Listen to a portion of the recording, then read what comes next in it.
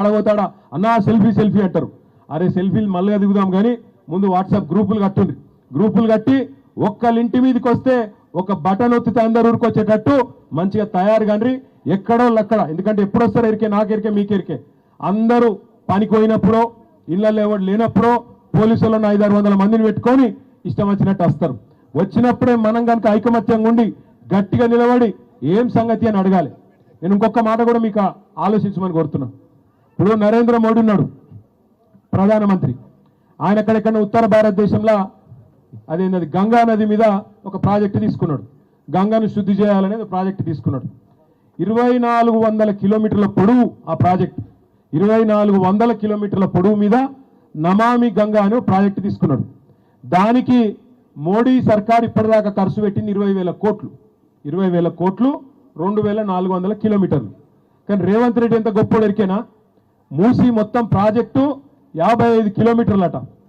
ఏడ ఆడికెళ్ళి మంచిరేవుల కాడికెళ్ళి ఇక్కడ కింద నాగోల్ దాకా ప్రతాప సింగారం దాకా 2400 కిలోమీటర్ల గంగకేమో 20,000 కోట్లట. కానీ రేవంత్ రెడ్డి ఎంత గొప్పోడంటే 55 కిలోమీటర్ల మూసీకేమో 1,50,000 కోట్లు ఖర్చు అవుతుందట. 1,50,000 కోట్లు. మరి మన ప్రభుత్వంలో ఉన్నప్పుడు మనం కూడా ఒక దశలో ఆలోచన చేసినాం. జర వెనకకెళ్ళి ఉర్రకుర్ర పోయి మన ప్రభుత్వం ఉన్నప్పుడు మనం కూడా ఏమైనా కొద్దిగా మంచిగా చేద్దామా మూసి నేను ఆలోచన చేసి 4,000 కోట్ల రూపాయలతోని మొత్తం శుద్ధీకరణ ప్లాంట్లు పెట్టినాం. మీ అంబర్పేటలో కూడా 300 MLDల ప్లాంట్ పెట్టినాం ఒకటి. ఎందుకంటే మన ఇళ్ళకి వెళ్ళి వచ్చే మురికి నీళ్ళు ఏవైతే ఉంటాయో డ్రైనేజ్ నీళ్లు, ఆ డ్రైనేజ్ నీళ్లను మంచిగా చేసి మూసిలోకి ఇడిచి పెడతానన్నా ఈ దోమలు గీమలు బంద్ అయితే పిల్లగాళ్ళకు ఆరోగ్యాలు దెబ్బతినకుంటుంటాయని చెప్పి హైదరాబాద్లో 100%, 1-2 కాదు 100% మురికి నీటిని శుద్ధి చేసేందుకు 4,000 కోట్లతోని ప్రాజెక్టులు చాలు చేసినాం. దగ్గర పడ్డాయి, అయిపోయినాయి. మీ అంబర్పేటలో ఎస్టీపీ కూడా 300 MLD ఎస్టీపీ పూర్తి చేసినాం. అంటే శుద్ధి చేసే పని పూర్తి చేసినాం.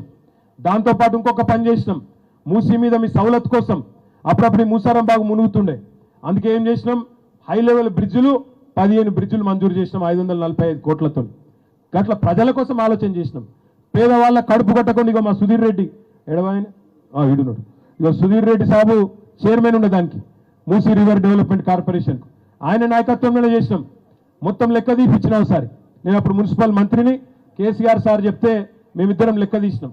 సుధీర్ అన్న వచ్చి చెప్పిండు, అన్న వాస్తవం చెప్తున్నా చాలా మంది పేదోళ్ళకి డిస్టర్బ్ అవుతుందన్నా, మరి మనం ఆలోచించాలే, కరెక్ట్ కాదన్నాడు. ఇక నువ్వు నేను అనుకున్నాడు కాదు, కేసీఆర్ సార్ దగ్గరికి పోదాంపా అని చెప్పి ఇద్దరం పోయినాం. సార్ దగ్గర పోయి పెట్టినాం లెక్క.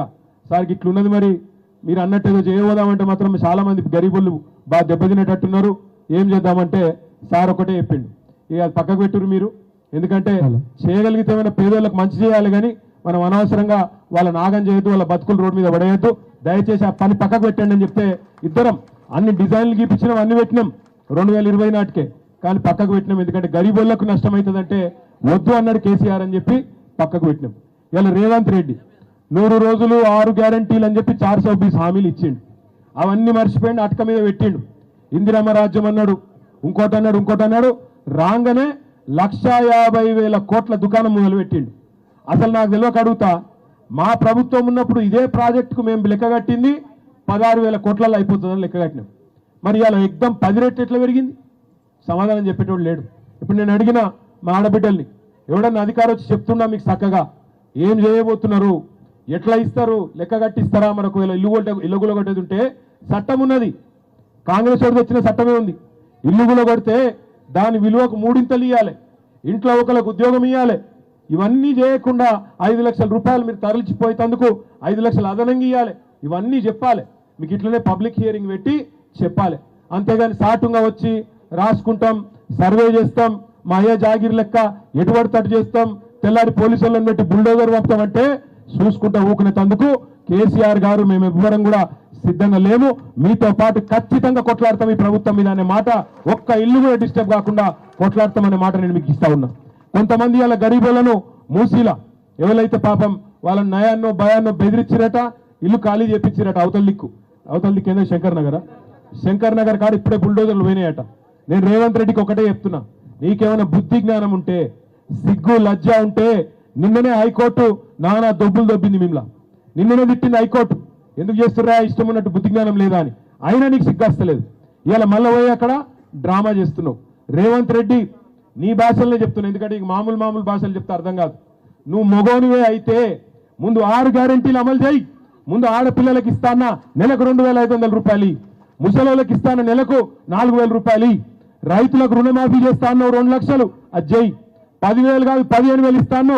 ఈ ఆటో డ్రైవర్లు చచ్చిపోతాండ్రు, వాళ్ళకి ఏదో బోర్డు పెడతా నెలకు 1000 రూపాయలు ఇస్తాను.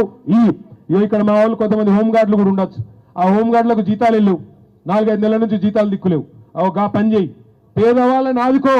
బస్తీలలో ఉన్న వాళ్ళకు దమ్ముంటే కేసీఆర్ 1,00,000 డబుల్ బెడ్రూమ్ ఇల్లు కడితే మొగోను అయితే నువ్వు 2 లక్షలు కట్టు, వద్దంటలేం.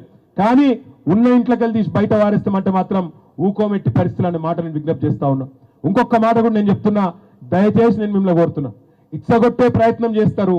ఇంటింటికి వచ్చి బుదిరకిచ్చి సంజాయించి 4 బ్రోకర్ గాళ్ళు వస్తారు, కాంగ్రెస్ వాళ్ళు వచ్చి ఏం కాదు నేను చూసుకుంటా నన్ను నమ్ముర్రి అని చెప్పి ఇంటింటికి వస్తారు. పొరపాటున కూడా ఏ బ్రోకర్ను నమ్మకండి. మీ ఇల్లు మీరు కాపాడుకోవాలంటే మీ ఐకమత్యమే. ఒక్క కాలు మీరు కాలేరు వెంకటేశ్వర